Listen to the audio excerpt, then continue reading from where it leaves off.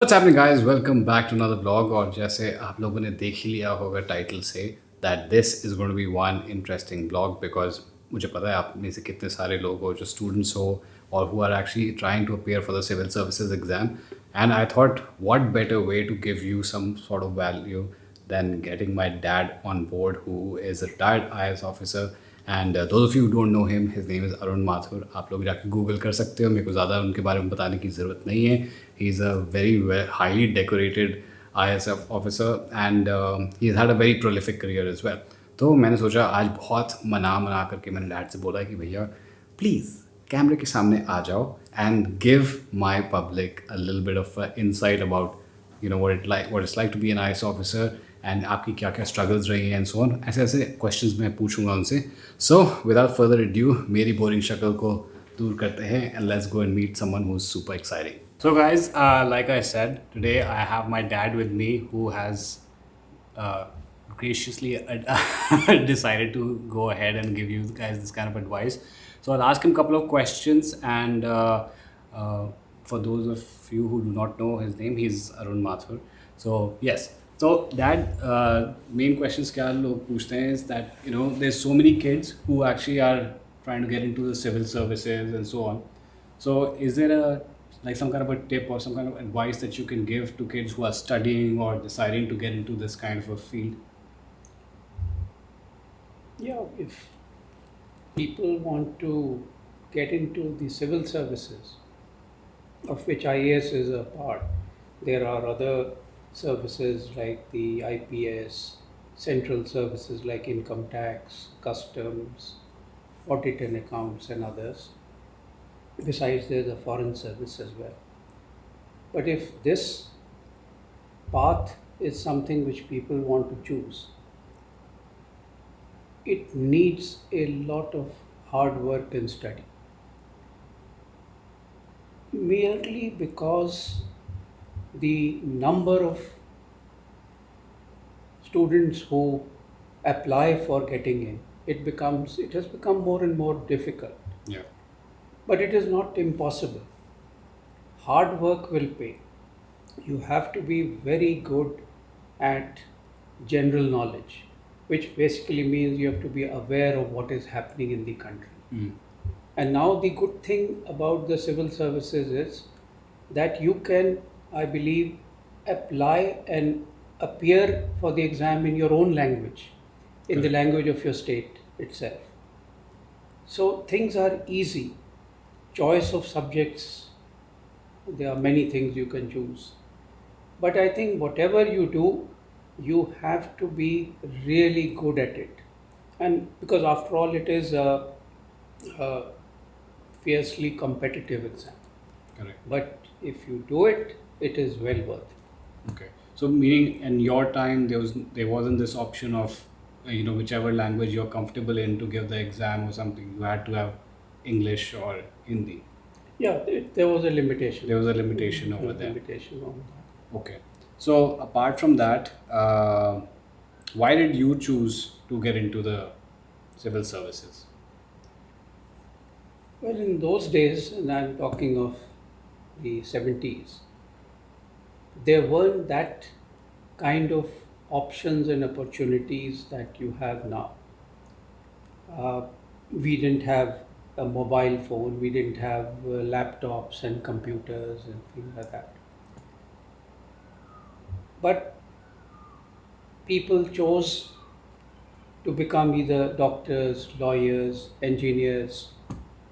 Still, there was even at that time the aspiration to join the civil services for different reasons. We wanted to also do something towards society, to change things for the better. It's not that everything was only for a philanthropic motive. Everyone wanted that if they should get into a good profession to better their own lot also. It certainly had a lot of status in society as well. Right. But so had medicine or engineering and even getting into prestigious multinational jobs and all. So everything had a place even then. But the opportunities which have opened up now, they are far more available to the youngsters than they were in our generation. But we got in for the reasons that there could be possibility of doing something different, doing something to better the lot of society as well. So those were motives which persuaded us to get it. Okay. So before joining the IAS, you were also a teacher. You were also teaching history, I believe. Yeah, So you I were was a Delhi University product from St. Stephen's College. I did my graduation, post graduation there, and started teaching because that's the first job I landed up immediately after passing out within maybe 10-15 days of it. So I taught for a couple of years in the university, but I found that I was not getting the kind of job satisfaction that I was looking for from merely just the teaching job I was doing. And at that point of time, certainly, a career change like in the civil services was definitely, in my mind, a better option. better. So I went. So now, okay. So in today's scenario, you have so many other options of jobs. I mean, I'm your son, and most people, they follow their father's footstep. Oh, okay, if your father's an IAS officer, you should become an IAS officer. I am doing a job which is far removed from anything of the sort. So that is the thing. Like, that's the difference of today's generation. But today there's so many kids who are trying to get into civil services. Would you say that yeah, go ahead, go for it or something, because there's so many other things to do, but I think it's like a still like there's a huge mindset that that you just have to become like either a IS officer, IPS officer or something. And I guess it's mostly they're looking at it from a status point of view, but they're not understanding the struggle that it takes to get there, and also the struggle to be one, and continue with that kind of you know sincerity Yeah, with which you have to do the job. yeah, I agree. The job options have opened up a lot, and children who want to get into the civil services will have a difficult struggle in the sense that you have to work really hard at it. But I would not say that this is the end of the world, that this is only the thing that they should try for. With so many things, had we known these existed, maybe we would have thought of doing something much more creative. The civil service has its bindings, you have a set of rules under which you operate, and there are conduct rules you have to follow. For a long, long time, many years, I did not have a car other than the official vehicle provided by the government. Yeah. You know that we had a little Maruti 800 for. By the way, that was my first college car, guys, Maruti 800, which was his car. So जो 15-20 साल पुरानी जो Maruti 800 थी, that was my first college car. So the status is fine. You may have a car and a driver and a telephone, and the government provides a small accommodation also for you to live in, and which improves as you move along in service, depending on your status and position. But for most of the time, it is a functional existence where you have what you want, and the knowledge that you can certainly improve the lot of a large number of people wherever it is you are working. Like I was a district magistrate in Arunachal Pradesh, or I was DC for Delhi at the time when there was only one deputy commissioner in Delhi. So you realize that whatever you are doing, and the actions you take can have a impact for bettering the lot of a lot of people. Right. That gives you a great deal of satisfaction. It's not there for every job in the service. One should not come into it with huge expectations that you will make, you'll have a lot of money, you'll have this.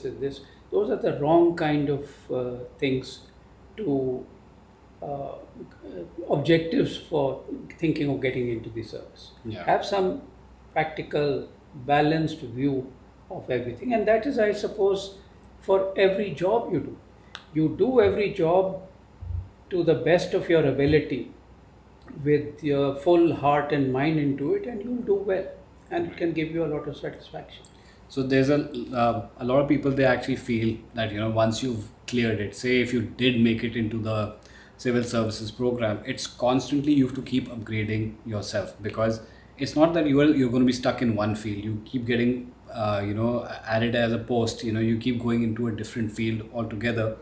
और हर time ऐसा होता है कि the field is completely different from what you would understand about, because you've been like a CEO of Delhi Jal Board, which was completely different, and from your other posts as well. So you have to keep learning with every job that you have to do, right? So it's not that you've cleared the exam, you've made it, and that's the end of it. Ab bus life bilkul is set. It's constantly you have to keep working hard and hard into a job like this. So, coming to the point where you said that there's not a lot of money in this kind of a field and so on. Okay. So now people see, how people progress over the lifestyle and everything and stuff that, that I lead, Abhishek leads and everything. And their question is, but how is it that you are a government officer, and sorry about that, that's for you. You're a government officer, how can you lead this kind of a lifestyle? And that is something that, they don't particularly understand, that it's only the salary part of it. So can you elaborate on this thing? Yeah, yeah. It's, over a period of 35, 40 years. Now, you initially, whatever you inherit, and thereafter, from small investments you make, you buy and put in a small sum of money which you put together into, say, a DDA flat, which we did in 1982 or something like that. Now, if we had put in about a lakh or so at that time after taking loans and all that in a DDA flat, that just 10 years earlier was worth about 3 crores or something. So you guys, you can see, you have to understand that the way the the value of something appreciates, you have to look into that. And then also एक और चीज़ आप समझिए कि सब लोग कुछ ना कुछ लेकर के इनहेरिट कर करके आते हैं. Now imagine आप भी कुछ लेकर के आ रहे हो, which your fathers would have given you, you would have invested in, so on. So it's the same way, like that he also got something. He's a brilliant man, so obviously he made the right investments and everything. Therefore we are like here. So it's not all about salary. Over the years, it's your experiences, the people you meet, is the connections you make. Obviously there'll be more chances of you to grow and prosper. So it's not, don't just think like in one line that just your salary is the only thing that you have to look at. There's investments. That's why dad is one person who's also said that don't put all your eggs in one basket. Don't be just like don't do one thing. And anybody who is successful today, who is a proper businessman, they'll also tell you that you should have multiple sources of income, and only then you will start growing. So other than that, I will bug you more and more if after this video there are more and more questions and so on. So far, thank you. Most welcome. That's how And cool he is. all the best to you guys. So guys, that was my dad, and it took a lot of work to actually get him to talk on camera and everything, क्योंकि वो थोड़े से shy हैं. Gradually opened up होंगे and everything, and you will see like the fun side of him. अभी थोड़े से serious sound कर रहे थे, but then again, I wanted this to be a little bit more formal and so on. So that's why. Other than that, guys, अगर आप लोगों के पास और भी कोई questions हैं for someone like him, you guys can Google him and find out all about him. आप बहुत लोग पहले से बहुत smart हो, जो जानते हो कि वो exactly who he is and stuff. So someone as distinguished as him has had a very good career, and the amount of knowledge that that man has is unparalleled. मतलब हम लोग, we can never fill his shoes, you know.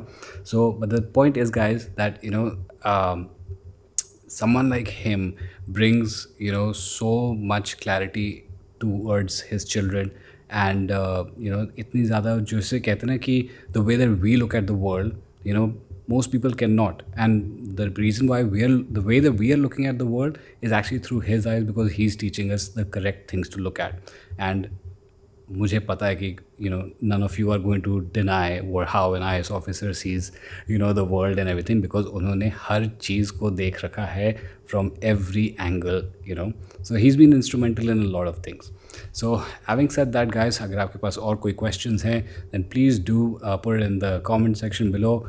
Share this video if you enjoyed this. It's fun talking to someone like him with so much experience, and I hope इस video से थोड़ा बहुत आप लोगों को भी ज्ञान मिला होगा. And मेरा गोल ये नहीं है कि थोड़ा प्रीची कर दूँ. The vlogs are supposed to be fun, but कुछ ना कुछ वैल्यू तो आप लोगों को देनी होती है. That has always been my goal since day one. So I hope you guys enjoyed this one, and if you did, then please hit the like button, please subscribe to me, and do give me a comment, and I will see you guys in the next one. Stay safe, stay sexy. God bless. Bye bye.